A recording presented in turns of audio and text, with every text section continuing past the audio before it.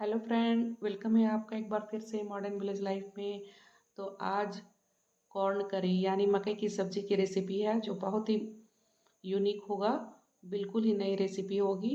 बहुत मज़ेदार बनकर तैयार हुआ था, बहुत ही टेस्टी बनकर तैयार हुआ था।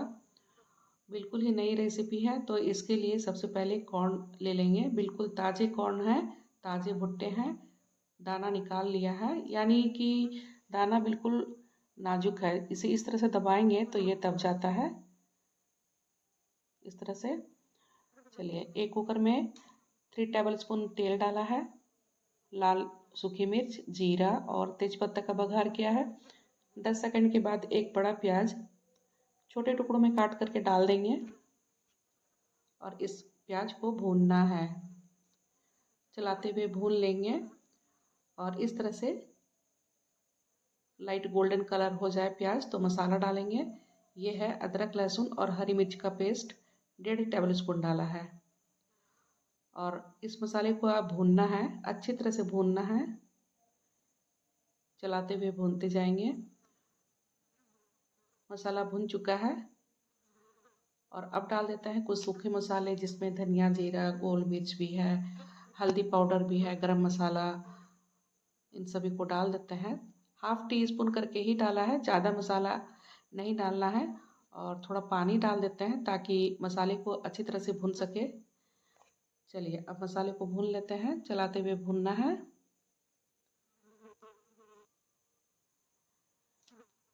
अब डाल देते हैं स्वाद अनुसार नमक और 1 टीस्पून भर करके काश्मीरी लाल मिर्च पाउडर। और फिर से मसाले को भूनेंगे। मसाले को अच्छी तरह से पकना ज़रूरी है ताकि जो मसाले का कच्चापन है वो ख़त्म हो जाए। और मसाला अच्छी तरह से भुन चुका है। चलिए, मसाला भुन करके तैयार है। तो इस स्टेज में डालेंगे कुछ सब्जियां। तो मेरे पास एक तुरई थी, छोटी तुरई डाल दिया है, 2 टमाटर और एक आलू डाला है। आलू बड़ा था तो हमने हाफ कट करके डाला है। तुरई ना हो तो आप बैगन भी डाल सकते हैं, या फिर कद्दू का एक छोटा टुकड़ा भी डाल सकते हैं, या फिर कच्चा पपीता भी आप डाल सकते हैं। एक्चुअली सब्जी को डालने का मकसद ये है कि जो करी बनेगी, सब्जी बनेगी तो ग्रेवी काफ़ी गाढ़ी होनी चाहिए। तो 2 मिनट इसे भून लेंगे हाई फ्लेम में। और उसके बाद कॉर्न को डाल देते हैं। 1/2 kg कॉर्न का दाना लिया है और फिर से 2 मिनट हाई फ्लेम में भुनेंगे।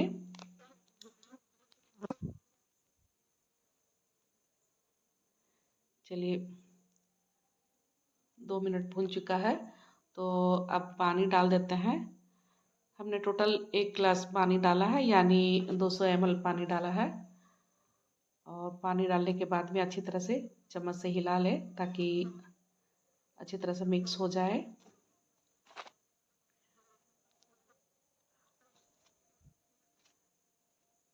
मिक्स हो चुका है और अब कुकर का ढक्कन बंद कर देते हैं।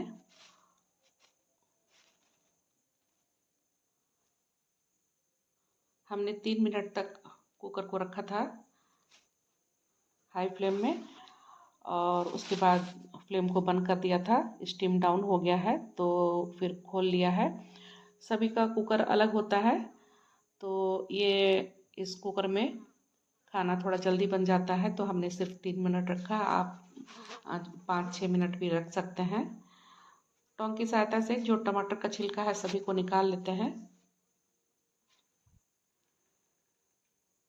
गैस अभी बंद है, चलिए ऑन कर लेते हैं।